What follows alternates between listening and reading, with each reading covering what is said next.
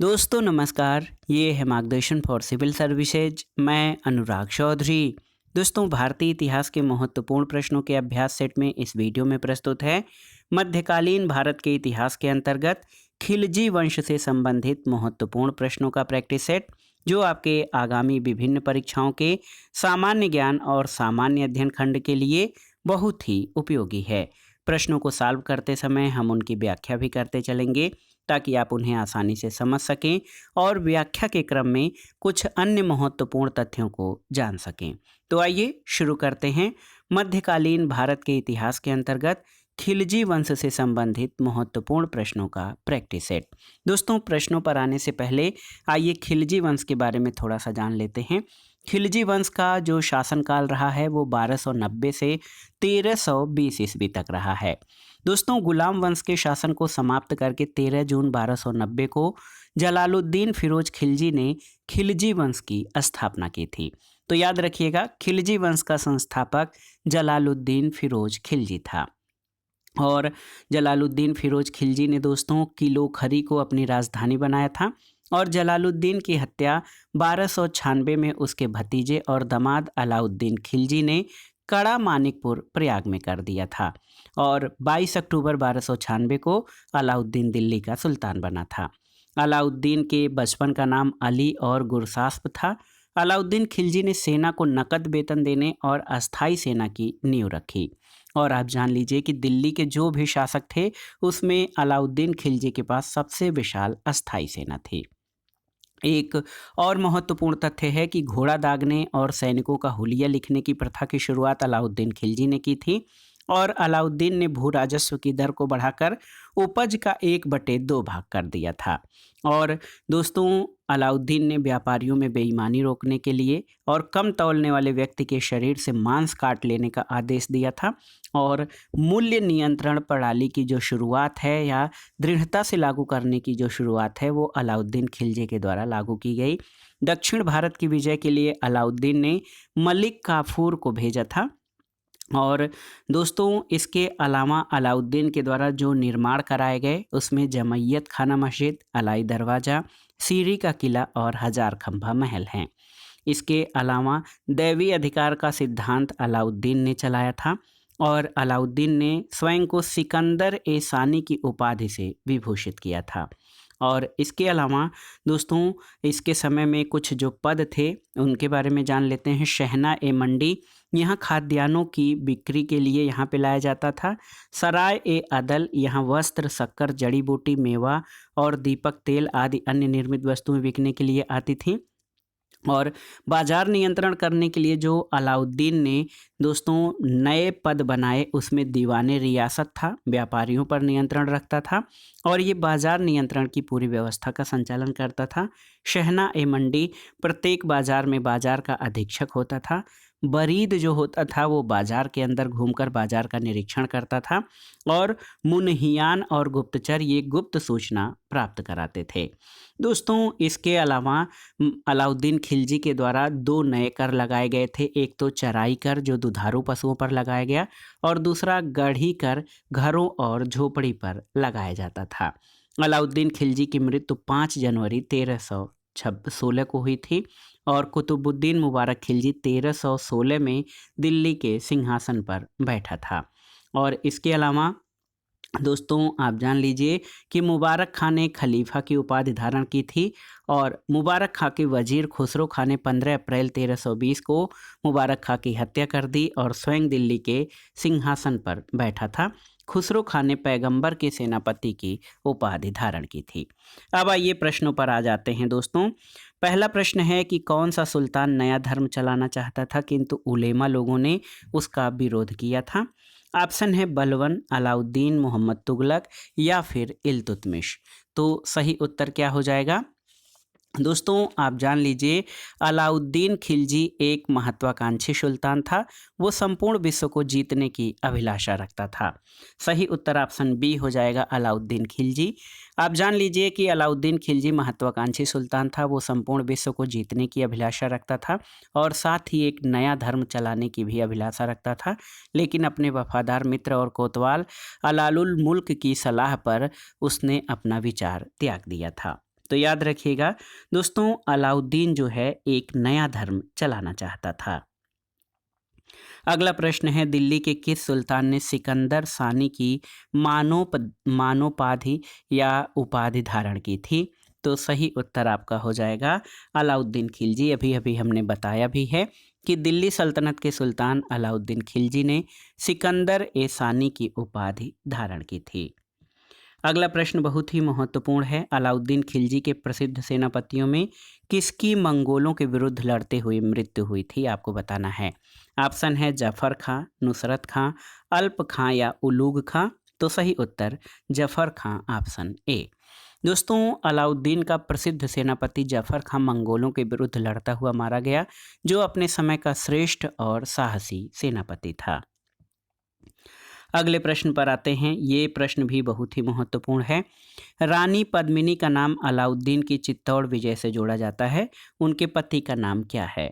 Option है महाराणा प्रताप सिंह, रणजीत सिंह, राजा मान सिंह या राणा रतन सिंह। तो सही उत्तर क्या हो जाएगा? सही उत्तर ऑप्शन डी, राणा रतन सिंह। दोस्तों, पद्मिनी की कहानी का आधार 1540 में मलिक मोहम्मद जायसी द्वारा लिखित काव्य पुस्तक पद्मावत है।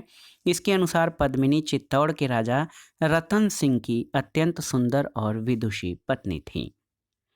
अगला प्रश्न है, प्रश्न संख्या 5 की अलाउद्दीन खिलजी के आक्रमण के समय देवगिरी का शासक कौन था? ऑप्शन है रामचंद्र देव, प्रताप रुद्र देव, मलिक काफूर या राणा रतन सिंह। तो सही उत्तर ऑप्शन ए हो जाएगा, रामचंद्र देव। याद रखिएगा, अलाउद्दीन खिलजी के आक्रमण के समय देवगिरी का शासक रामचंद्र देव था। अगला प्रश्न बहुत ही महत्वपूर्ण है, आसान भी है कि बाजार नियंत्रण प्रथा लागू की थी किसने? तो आप जानते हैं अलाउद्दीन खिलजी के द्वारा। ऑप्शन सी आपका सही उत्तर है, अलाउद्दीन खिलजी ने बाजार नियंत्रण प्रथा लागू किया और इसका कड़ाई से पालन सुनिश्चित किया था। अगला प्रश्न है, निम्न में से किस मध्यकालीन शासक ने सार्वजनिक वितरण प्रणाली आरंभ की थी? ऑप्शन है अलाउद्दीन खिलजी, बलवन, फिरोज शाह तुगलक या मोहम्मद बिन तुगलक। तो सही उत्तर अलाउद्दीन खिलजी। दोस्तों, याद रखिएगा, सल्तनत कालीन शासक अलाउद्दीन खिलजी ने सार्वजनिक वितरण प्रणाली आरंभ की थी। अगला प्रश्न है, घरी अथवा गृह कर लगाने वाला दिल्ली का प्रथम सुल्तान कौन था? तो इसके बारे में भी हमने अभी चर्चा की है। तो सही उत्तर अलाउद्दीन खिलजी हो जाएगा, ऑप्शन बी। दोस्तों, अलाउद्दीन खिलजी ने 2 नए कर लगाए, घरी कर या गढ़ी कर, जो कि घरों और झोपड़ियों पर लगाया जाता था, और चराई कर एक था जो कि दुधारू पशुओं पर लगाया जाता था। तो याद रखिएगा, घरी अथवा गृह कर लगाने वाला दिल्ली का पहला सुल्तान अलाउद्दीन खिलजी था।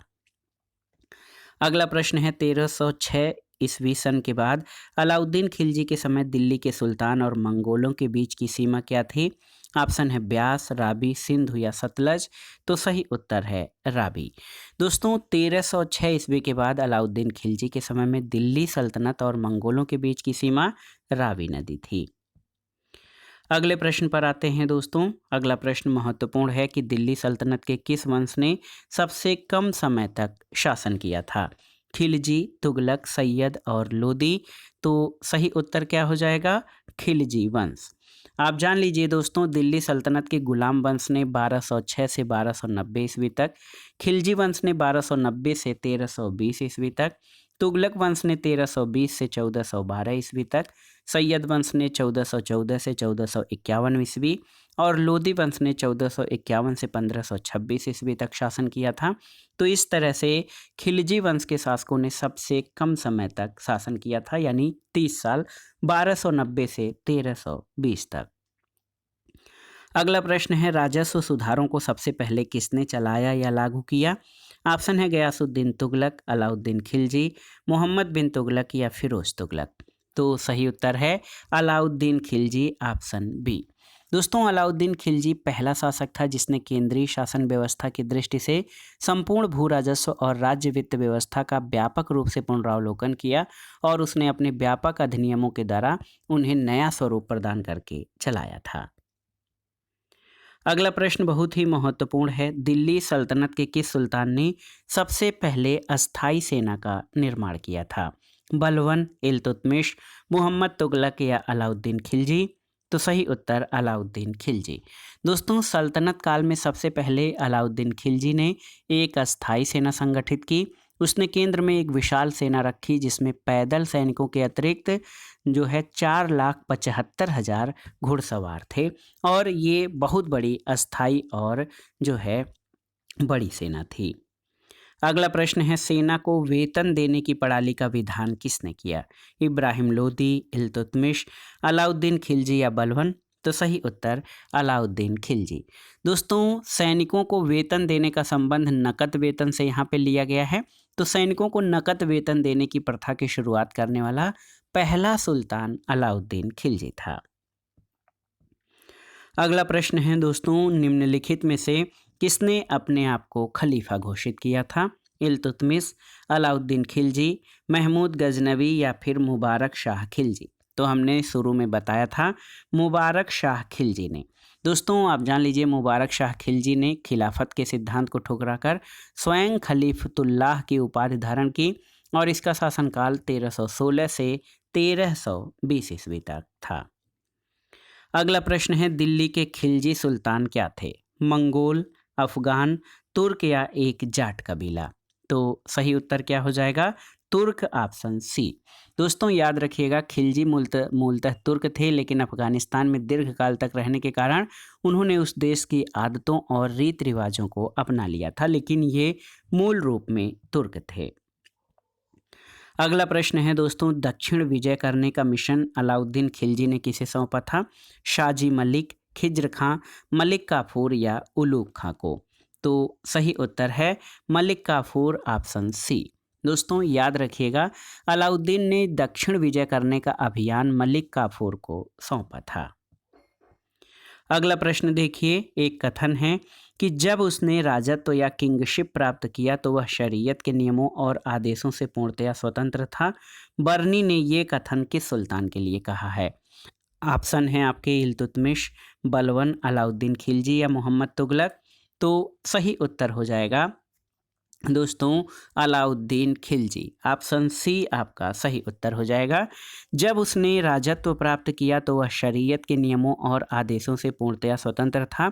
ये जियाउद्दीन बर्नी का कथन अलाउद्दीन खिलजी के लिए है। दोस्तों आप जान लीजिए कि अलाउद्दीन दिल्ली का पहला सुल्तान था जिसने धर्म पर राज्य का नियंत्रण स्थापित किया था। अगला प्रश्न सूची 1 का सूची 2 से सुमेलन करना है और यहाँ पर देखिए राज्य और उनके शासकों का मिलान करना है। रणथंभौर पर हमीर देव का शासन था।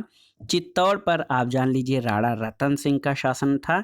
देवगिरी जो है राजा राय रामचंद्र इसके शासक थे और गुजरात पर कर्णदेव का शासन था। तो सही उत्तर 3, 4, 2 और 1, 3, 4, 2 और 1 ऑप्शन 3, 4, 2 और 1 ऑप्शन डी आपका सही उत्तर हो जाएगा। दोस्तों रणथंभौर पर हमीर देव, चित्तौड़ पर राणा रतन सिंह, देवगिरी पर राजा राय रामचंद्र और गुजरात पर कर्णदेव का शासन था खिलजी वंश के दौरान। अगला प्रश्न है किस सुल्तान के काल में खालिसा भूमि अधिक पैमाने में विकसित हुई?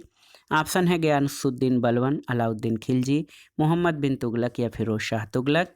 तो सही उत्तर आपका हो जाएगा अलाउद्दीन खिलजी। दोस्तों आप जान लीजिए कि अलाउद्दीन की राजस्व और लगान व्यवस्था का मुख्य उद्देश्य एक शक्तिशाली और निरंकुश राज्य की स्थापना करना था। उसने उन सभी व्यक्तियों से भूमि छीन ली जिन्हें वह मिल्क यानी राज्य द्वारा प्रदत्त संपत्ति, इनाम, इंदरात, पेंशन और वक्फ यानी धर्मार्थ प्राप्त हुई आदि के रूप में मिली थी। फलतः खालिसा यानी खालसा भूमि अधिक पैमाने पर विकसित हुई थी। अगला प्रश्न है किस सुल्तान ने जमीन में फसल की नपाई का आधा राजस्व के रूप में दावा किया? ऑप्शन है इल्तुतमिश, बलबन, अलाउद्दीन खिलजी और मोहम्मद बिन तुगलक? तो सही उत्तर क्या हो जाएगा? इसमें देखिए अलाउद्दीन खिलजी और मोहम्मद बिन तुगलक ये दोनों ही उत्तर सही हो जाएंगे। कैसे? सुल्तान अलाउद्दीन खिलजी ने भू राजस्व व्यवस्था के पुनर्गठन में विशेष रुचि ली। उसने उपज का 1/2 भाग राजस्व के रूप में वसूलना आरंभ किया। उसके बाद मोहम्मद बिन तुगलक ने भी दोआब पर 50% कर लगाया था। तो यहाँ पर सी और डी दोनों ही ऑप्शन आपके सही हैं। अगला प्रश्न और आज के प्रैक्टिस सेट का आखिरी प्रश्न है कि दिल्ली सल्तनत के किस शासक ने अपने आप को खलीफा घोषित किया था। ऑप्शन है बलवन, अलाउद्दीन खिलजी, मुबारक खिलजी या फिर मोहम्मद बिन तुगलक। तो सही उत्तर मुबारक खिलजी। दोस्तों, अलाउद्दीन खिलजी की मृत्यु के बाद मलिक काफूर ने मुबारक खिलजी को कैद कर कारावास में डाल दिया। बाद में कैद से मुक्त होकर वह सुल्तान बना। उसने स्वयं को खलीफा घोषित किया और अल इमाम, उल इमाम और खलीफतुल्लाह की उपाधि धारण की थी। तो दोस्तों, ये था आज का वीडियो।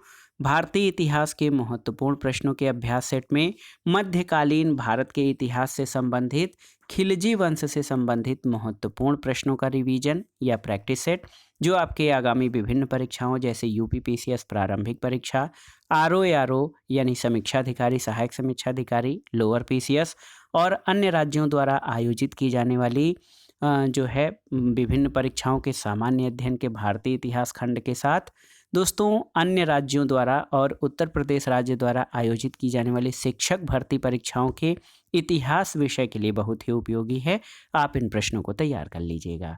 वीडियो आपको कैसा लगा हमें कमेंट बॉक्स में ज़रूर बताइएगा। वीडियो को लाइक करें, शेयर करें और इस चैनल को सब्सक्राइब करें। वीडियो देखने के लिए धन्यवाद दोस्तों। नमस्कार।